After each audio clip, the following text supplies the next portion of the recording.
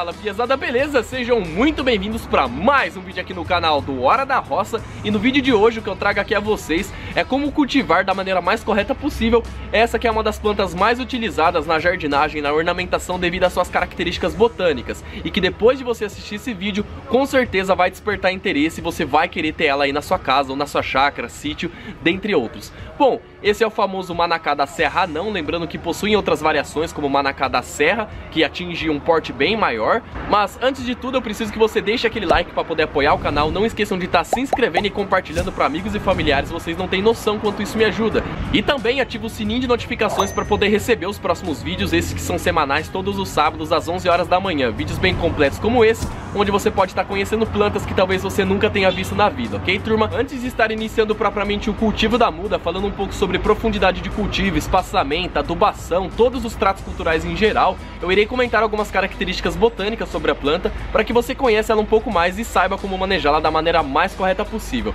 Beleza, turma? Então, sem enrolação, solta o vídeo! Bom, piazada, para dar início, lembrando que tanto o nome científico quanto a família da planta vai estar aparecendo aí na tela de vocês para que conheçam e também se familiarizem um pouco mais com ela. Possui diversos nomes populares, dentre eles cuipeúna, jacatirão, manacá da serra anão, dentre muitos outros. Isso vai depender da região que você se encontra. É uma planta que ela entra na categoria de árvores ornamentais de pequeno e também médio porte. E a origem da planta ela é aqui na América do Sul, principalmente no Brasil. E para quem não sabe, ela é nativa da Mata Atlântica, ok, turma? Nessas regiões um pouco mais úmidas. Ela é uma espécie perene que pode chegar de 2 a 5 metros de altura, mas dificilmente ultrapassa os 2 ou 3 metros. Possui folhas lanceoladas, pilosas, verde escuras e com nervuras bem demarcadas. E as flores da espécie são grandes, durando um bom período na planta até caírem. Ao todo são 5 pétalas e quando surgem apresentam coloração branca, mas em seguida assumem um tom rosa, até amadurecerem completamente e ficarem com a cor roxa. Essas lindas flores surgem durante o inverno e atraem muitas abelhas. Já no paisagismo, ela é utilizada de maneira isolada em meio a gramados ou em grupos formando renques em jardins, praças, calçadas ou também cultivadas em vasos. Essa variedade de manacá da serra anão é uma planta precoce, podendo iniciar a floração com meio metro de altura. Então vejam só que bacana, turma, em pouquíssimo tempo você vai poder ter o seu manacá cheio de flores. Ela aprecia um clima tropical e não é tolerante a geadas. O cultivo precisa ser a sol pleno, em solo fértil, rico em matéria orgânica, drenado e também mantido quase sempre úmido. Ela só pode ser multiplicada por estaquia e alporquia, pois os descendentes oriundos de sementes podem não apresentar as características típicas desta variedade, e ao invés de ficar com esse porte menor, ela pode chegar ao porte arbóreo, se tornando realmente o manacá comum, que pode chegar até os 12 metros de altura ao todo. Há pouquíssimos vídeos atrás eu mostrei como deve ser feita a adubação de cobertura, tanto no manacá da serra como no manacá anão. E o mais incrível de tudo isso é como que essa planta explodiu, cresceu, se desenvolveu muito rapidamente, praticamente dobrando de tamanho. E por isso que eu queria mostrar para vocês, o card vai estar aparecendo aí em cima, para você poder conferir esse vídeo. E ele é muito interessante para você que quer fazer o cultivo das mudas de manacá e para poder manter esse formato mais compacto dela aqui no jardim, já que ele não é um jardim muito grande, eu vou estar realizando as podas tanto laterais como superiores para poder manter esse aspecto mais compacto da planta, juntamente com o manacá anão, que inclusive ele está aqui dentro da carriola, onde eu vou mostrar para vocês como deve ser feito o cultivo. Esse pote ele não condiz diretamente com o tamanho da planta, já que ela foi feito um transplante para dentro desse vaso e não se passou tempo suficiente para que as raízes tomassem por completo. E por isso que a cova de cultivo ela não vai precisar ser tão maior do que isso, utilizando um espaçamento de mais ou menos 2,5 metros a 3 metros de distância desse outro manacá e fazer o cultivo aqui desse lado, beleza? Bom, piazada, como ferramentas principais eu estarei utilizando uma cavadeira, essas de jardinagem que você encontra em qualquer casa agropecuária, casa de ferramentas, e também uma vanca, né? Essa, pessoal, ela vai servir para poder quebrar o solo compactado ou caso eu encontre alguma pedra no meio do caminho.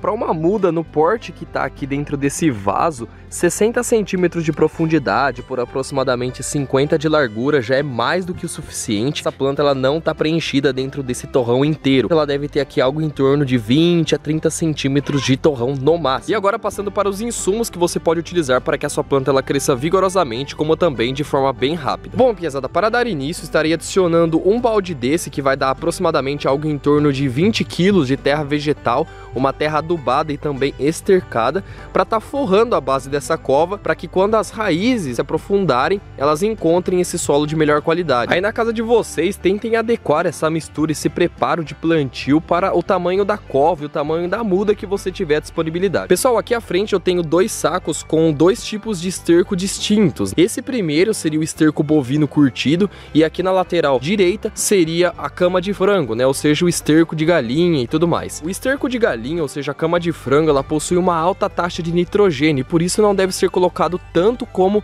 o esterco bovino, por exemplo. Vocês podem escolher um dos dois ou utilizar os dois, né? O que vai potencializar mais ainda o crescimento da sua planta. Meio balde desse, ou seja, mais ou menos 10 kg de cama de frango e um balde desse cheio contendo o esterco bovino curtido, mais 20 kg de terra vegetal, uma terra adubada, uma terra estercada, essa mesma que eu coloquei ali na cova anteriormente.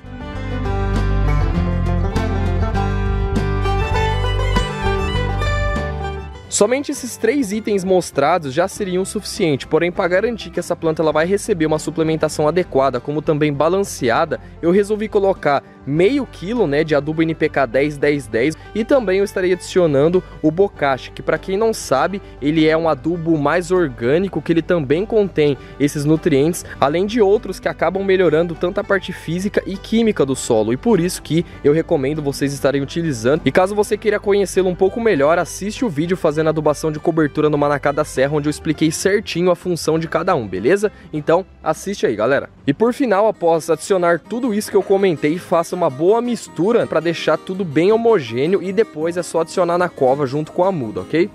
Só você ir adicionando aos poucos até completar aproximadamente metade da cova de cultivo.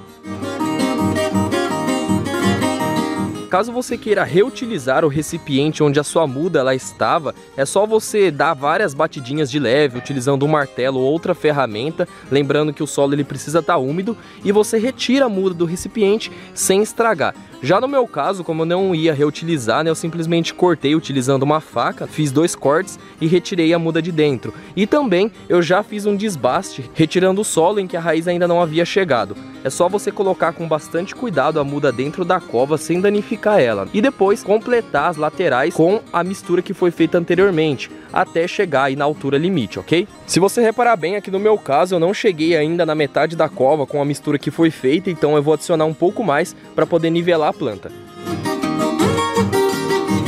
Piazada, lembre-se sempre de pressionar as laterais da planta para que ela consiga fixar no local e também para que não fique nenhum bolsão de ar próximo às raízes, o que pode levar até mesmo a apodrecimento e posterior à morte da própria planta, ok?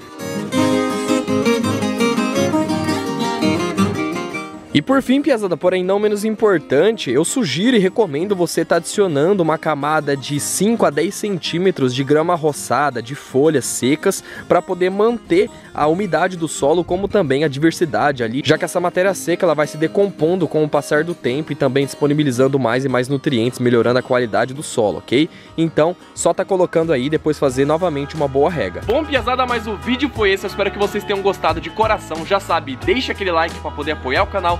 Não esqueçam de estar se inscrevendo e compartilhando para amigos e familiares, vocês não têm noção quanto isso me ajuda. Também ativa o sininho de notificações para poder receber os próximos vídeos.